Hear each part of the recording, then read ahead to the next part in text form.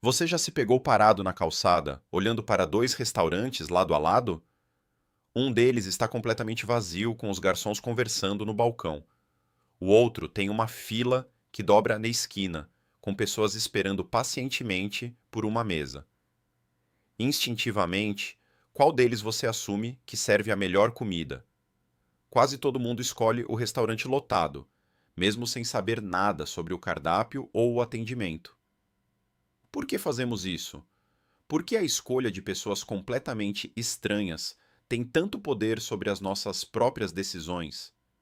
Hoje, vamos desvendar os mecanismos invisíveis que moldam o nosso comportamento social, especificamente dois gatilhos que governam nossas finanças, carreiras e relações diárias: a prova social e a afeição.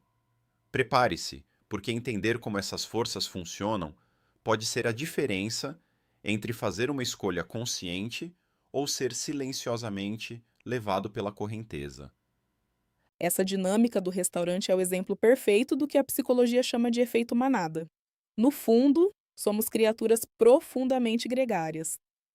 Evolutivamente, viver em bando era uma questão de sobrevivência.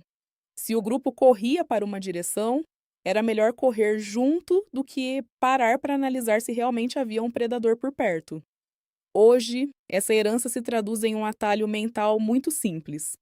Quando estamos em dúvida ou diante de uma situação de incerteza, olhamos para o comportamento dos outros para determinar o que é correto.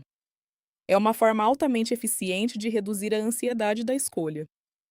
Pensamos que, se tanta gente está fazendo a mesma coisa, eles devem saber algo que nós não sabemos. É por isso que marcas, investidores e até influenciadores digitais buscam tanto essa validação coletiva.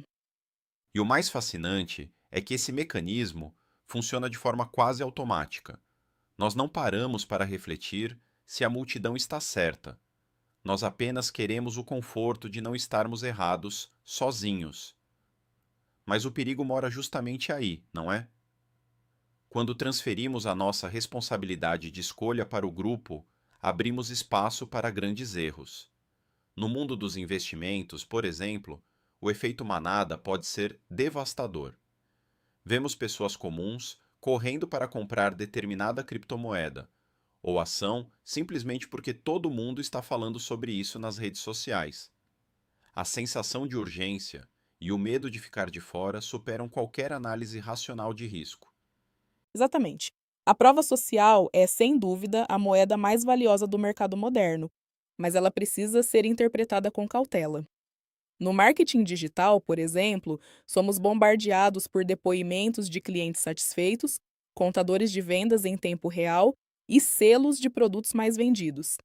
Tudo isso serve para validar a decisão de compra e diminuir a fricção do cliente. Funciona muito bem porque reduz o medo de se arrepender. No entanto, o consumidor inteligente precisa aprender a usar a prova social para avaliar a reputação e a credibilidade de um serviço, e não para copiar cegamente o comportamento alheio. O fato de milhares de pessoas estarem comprando algo não significa, necessariamente, que aquele produto é adequado para a sua realidade financeira ou para suas necessidades pessoais. Isso nos leva a um segundo ponto crucial, que muitas vezes opera em conjunto com a validação do grupo: a afeição. É impressionante como somos muito mais propensos a dizer sim a pessoas de quem gostamos ou com quem nos identificamos. A psicologia nos mostra que existem fatores muito claros que geram essa simpatia imediata. Nós gostamos de pessoas que são parecidas conosco, que nos elogiam genuinamente e que cooperam conosco em direção a um objetivo comum.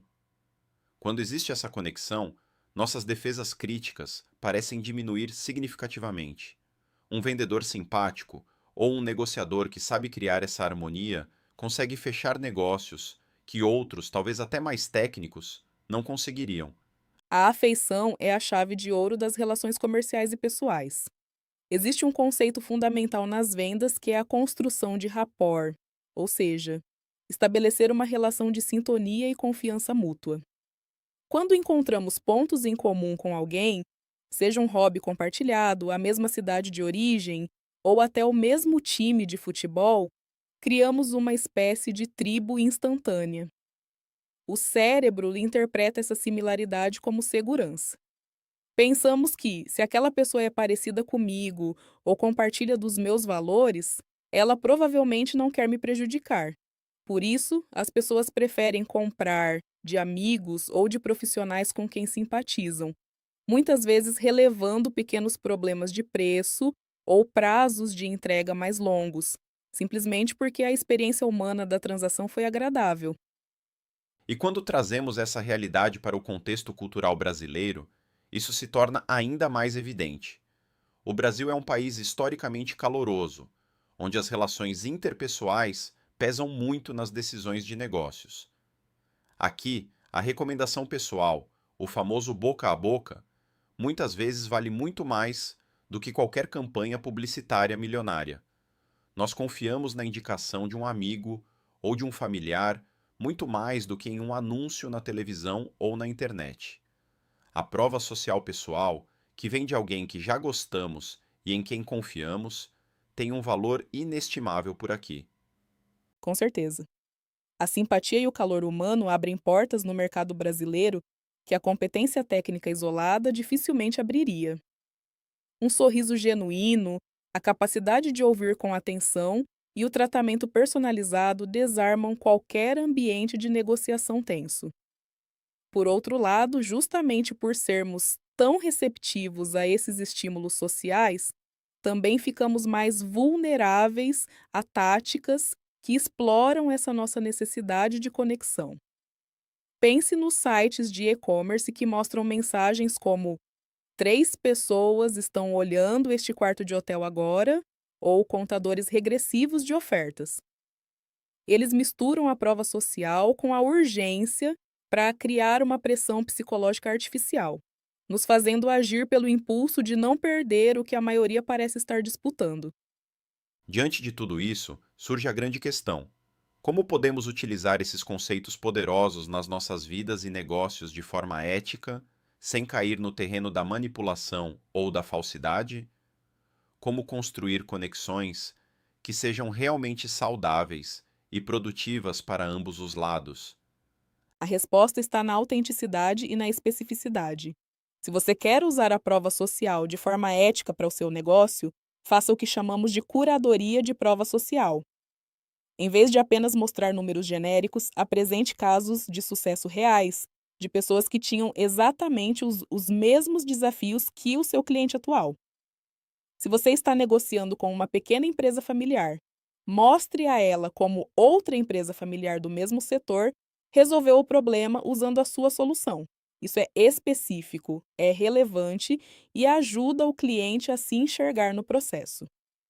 E quanto à afeição, a regra de ouro é praticar a escuta ativa e fazer elogios específicos. Evite elogios genéricos e vazios, que soam falsos. Em vez de dizer que alguém é ótimo, aponte uma ação específica que a pessoa realizou e explique por que aquilo foi inteligente ou útil.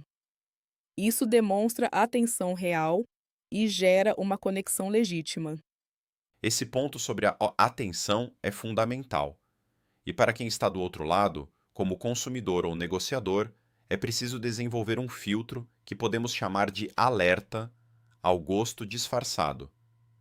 Quando nos deparamos com um vendedor extremamente simpático, que parece concordar com tudo o que dizemos e nos enche de elogios, precisamos fazer uma pausa mental. O exercício aqui é separar mentalmente a simpatia da pessoa da qualidade real do produto ou serviço que ela está oferecendo. Pergunte-se: eu compraria este produto se ele estivesse sendo vendido por alguém neutro ou até mesmo antipático? Se a resposta for não, talvez você esteja prestes a decidir com base apenas na afeição e não no valor real da oferta.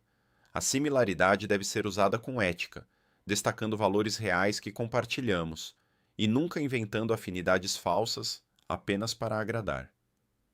Exato. Trata-se de alinhar integridade e estratégia. E para que esses conceitos não fiquem apenas na teoria, que tal propormos alguns exercícios práticos para quem está nos ouvindo aplicar no dia a dia? O primeiro deles é focado na prova social e pode ser chamado de Desafio do Mural de Depoimentos. A proposta é simples. Na sua próxima apresentação de projeto, proposta comercial ou até mesmo na atualização do seu perfil profissional, selecione 3 provas sociais concretas. Podem ser depoimentos escritos de clientes satisfeitos, dados estatísticos de resultados que você gerou ou um breve estudo de caso de um problema que você resolveu. Insira esses elementos de forma natural e observe como a percepção de valor do seu trabalho muda quando a validação vem de terceiros. Excelente proposta! E para complementar, podemos lançar o desafio do encontro de espelhos, focado na afeição e na conexão humana. Na sua próxima conversa profissional ou social, faça um esforço consciente para identificar 3 pontos em comum que você tem com a outra pessoa. Pode ser um desafio profissional semelhante, um interesse de lazer, a cidade de origem ou até mesmo uma preferência gastronômica. Mencione esses pontos de forma natural ao longo do diálogo, sem forçar a barra. Depois, observe como a conversa flui com mais leveza e como a barreira inicial de desconfiança diminui. Afinal, as pessoas tendem a confiar e a se abrir muito mais com quem compartilha de pedaços da sua própria realidade. Esses exercícios mostram que a psicologia social não é uma ferramenta de controle, mas sim uma ponte para interações mais fluidas e eficientes. Quando compreendemos esses mecanismos, passamos a nos comunicar melhor e a fazer escolhas mais conscientes. Conseguimos nos proteger de impulsos irracionais e, ao mesmo tempo, construir pontes de confiança mútua que são essenciais para qualquer trajetória de sucesso, seja ela pessoal ou profissional. Com certeza, ser agradável, saber ouvir e ter o nosso valor validado pelo meio em que vivemos já representa um passo gigantesco em qualquer jornada. Mas e quando o cenário exige algo a mais? E quando precisamos nos posicionar de forma que as pessoas não apenas gostem de nós, mas respeitem profundamente a nossa opinião e sigam as nossas diretrizes? Como aumentamos o valor percebido daquilo que oferecemos a ponto de nos tornarmos referências incontestáveis? No nosso próximo encontro, vamos dar um passo além e dissecar a mecânica da autoridade e da escassez. Vamos entender por que a mente humana tende a obedecer a especialistas quase sem questionar e por que corremos tanto atrás daquilo que parece estar acabando. Vamos explorar a fundo como posicionar a sua expertise de forma legítima no mercado e como a psicologia do medo da perda pode ser compreendida para que você seja visto como um verdadeiro líder e não perca oportunidades valiosas. Não deixe de refletir sobre as conexões que você constrói no seu dia a dia. E nos vemos na próxima etapa dessa jornada de autoconhecimento e estratégia. Até lá!